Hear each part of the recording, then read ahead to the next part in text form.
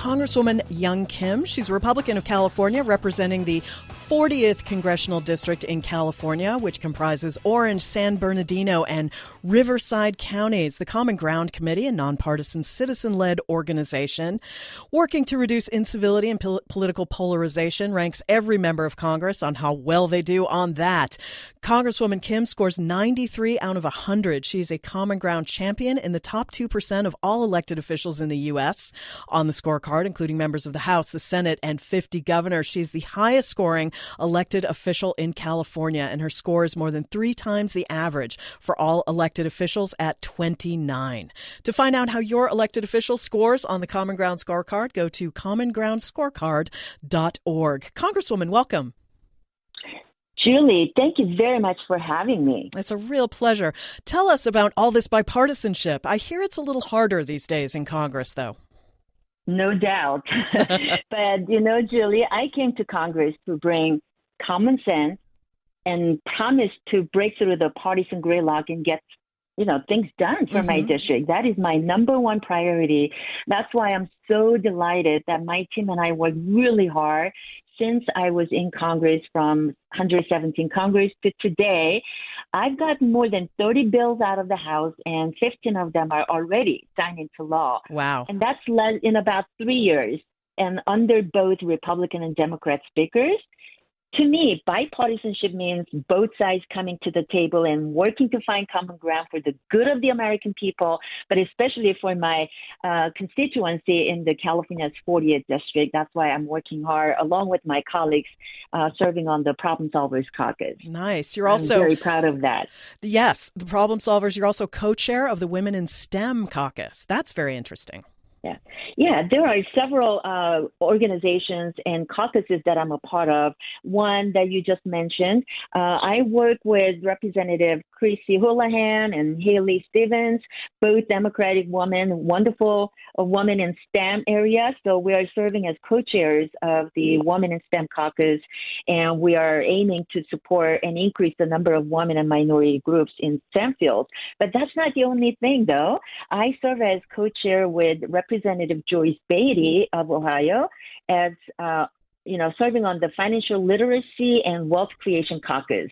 We're helping to raise awareness of that importance of financial literacy so we can help Americans of all backgrounds and different zip codes to find ways to better promote financial management and achieve their American dream. It's just some of the examples I work in a bipartisan way.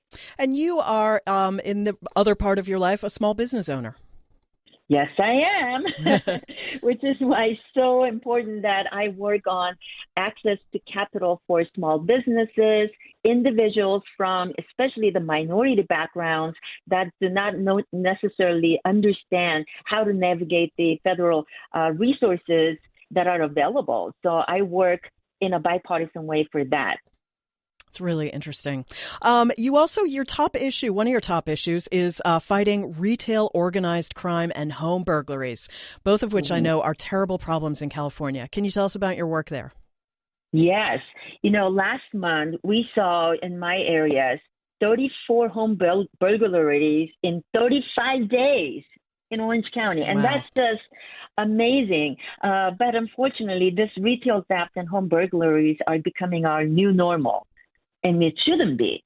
What else is shoplifting crimes? That jumped 29% in California from 2019 to 2022, and again rose by 81% from 22 to 2023.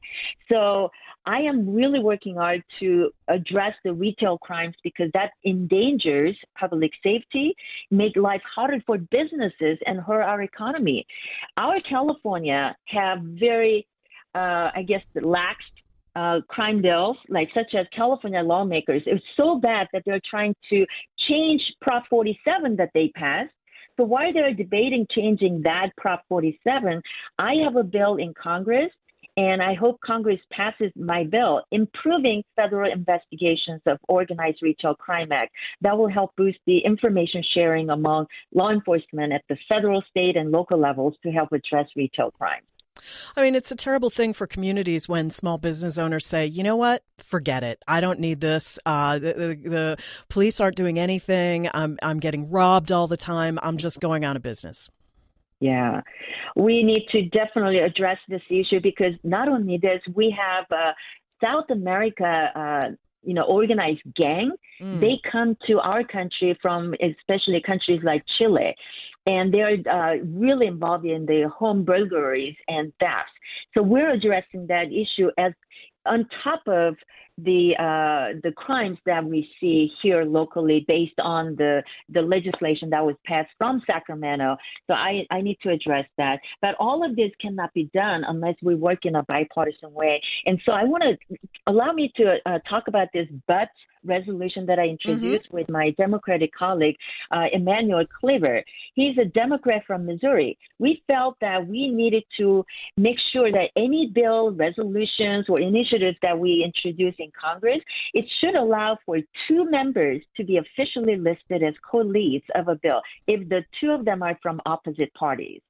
And that's very important because from the get-go, we get the bipartisanship, we get the support, and each of us will work hard to get Democrats and Republicans to co-sponsor our bills. And that's the BUTS Act, and it stands for Building Unity Through Doer Sponsorship Resolution. The BUTS Act. I love that That's name. funny. Yeah, that's good. And one more thing, Julie. I serve as chairwoman of the Indo-Pacific Subcommittee, so I've led several congressional delegation overseas, and we have productive bipartisan hearings and represent our country in a bipartisan way to our allies around the world. When we see the threats they are facing, we're representing the United States, and that puts into perspective. So it really comes back to how we need to work together in a bipartisan way. I know that my listeners sometimes feel great despair when they see all the bad news coming out of Congress, but members like yourself and those who really work across the aisle are so reassuring.